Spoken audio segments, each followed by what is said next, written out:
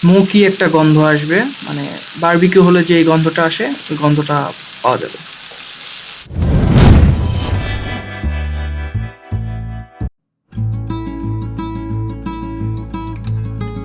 আচ্ছা, প্রথমে হচ্ছে এই বাগদা চিংড়ির মাথাটা ফেলে এখানে হাফ কেজি চিংড়ি মাছ আছে, সো 23টা, গুনে দেখুন 23টা চিংড়ি মাছ আছে।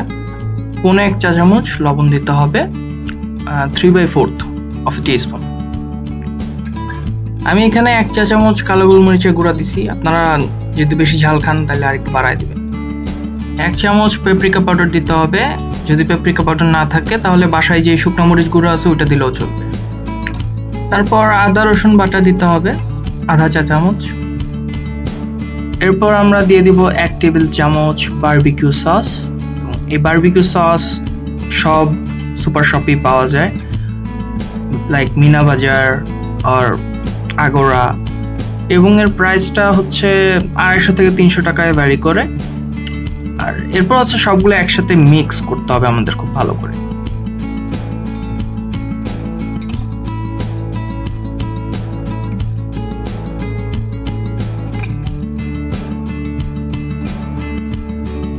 একদম মাঝখানে হচ্ছে একটা ফয়েল পেপারের বোলের মতন তৈরি করে ওর ভিতরে 3টা কয়লা জ্বলন্ত অবস্থায় দিতে হবে, মানে চুলায় জ্বালায় নিলেই হবে। কয়লাগুলো চুলায় জ্বালায় ওই ফয়েল পেপারের উপরে রাখতে হবে। এবার ওই জ্বলন্ত কয়লার উপরে আধা চা চামচ ঘি দিয়ে দিবেন, জাস্ট একটা স্মোকি ফ্লেভার আসার জন্য। আর এটা ফুললি অপশনাল, যদি আপনারা বাদ দিতে চান বাদ দিতে পারেন। এরপর 15 মিনিট ধরে এটা ঢেকে ম্যারিনেট করে নেব।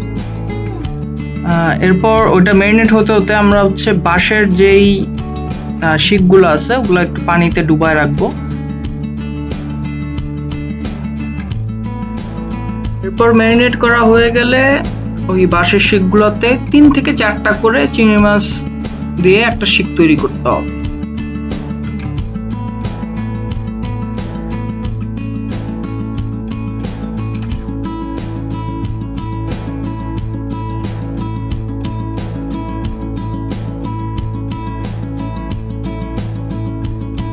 আমার সবগুলো শিকই তৈরি হয়ে গেছে, আমার সব মিলে 60টা শিক হয়েছে। এখন আমি এগুলা ভাজবো, ভাজার পরেই খাবো। এরপর মিডিয়াম ফ্লেমে একটা গ্রিলিং প্যান দিতে হবে।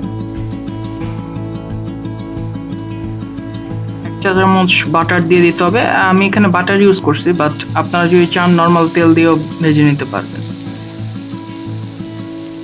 তো বাটার গলে গেলে শিকগুলো হচ্ছে বাটারে দিয়ে দিতে হবে, আর আপনারা যদি তেলে ভাজেন তাহলে তেলে দিয়ে দিতে হবে। তো গ্যাপ রেখে রেখে ভাজতে হবে, নাহলে কিন্তু একটা আরেকটার সাথে লেগে যাওয়ার একটা পসিবিলিটি থাকবে। ম্যারিনেটেড মশলাগুলো একটু ব্রাশ করে দিতে হবে শিকগুলোর উপরে, তাহলে একটু বেটার ফ্লেভার আসবে। তো শিকগুলো উল্টায় দিতে হবে যাতে দুই পাশই ভালোভাবে হয়, এই জন্য আমরা একটু পরপরই এটা উল্টায় দিব শিকগুলো। স্মোকি একটা গন্ধ আসবে, মানে বারবিকিউ হলে যে গন্ধটা আসে ওই গন্ধটা পাওয়া যাবে।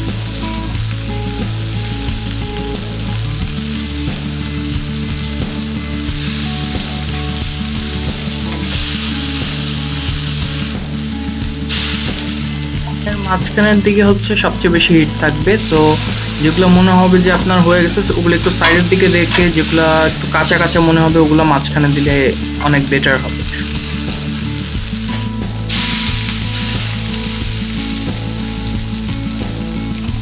5 থেকে 7 মিনিট পরে এরকম একটু পোড়া পোড়া ভাব আসলেই নামায় ফেলতে হবে। নামায় আপনারা খাওয়া শুরু করতে পারবেন, কিন্তু আমার থাম্বনেইলের জন্য এখন গার্নিশ করতে হবে, সো আমি হালকা পাপ্রিকা পাউডার দিচ্ছি, পেঁয়াজ পাতার কুচি দিচ্ছি, আর মরিচ কুচি দিচ্ছি। সেগুলো না ইউজ করে আপনারা খাওয়া শুরু করতে পারেন।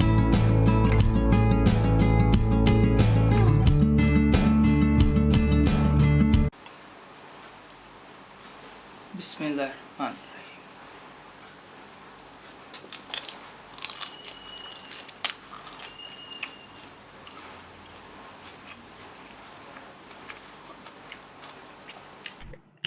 তো এটার ভিতরে হচ্ছে অনেক জুসি আর বাইরে অনেক ক্রিস্পি। অ্যান্ড কেমন হলো আপনারা বাসায় তৈরি করে একটু কমেন্টে জানাই দিয়েন। আর ভালো লাগলে লাইক দিয়েন আর সাবস্ক্রাইবটা করে দিয়েন। ঠিক আছে? আর শেয়ার করেন। বাই।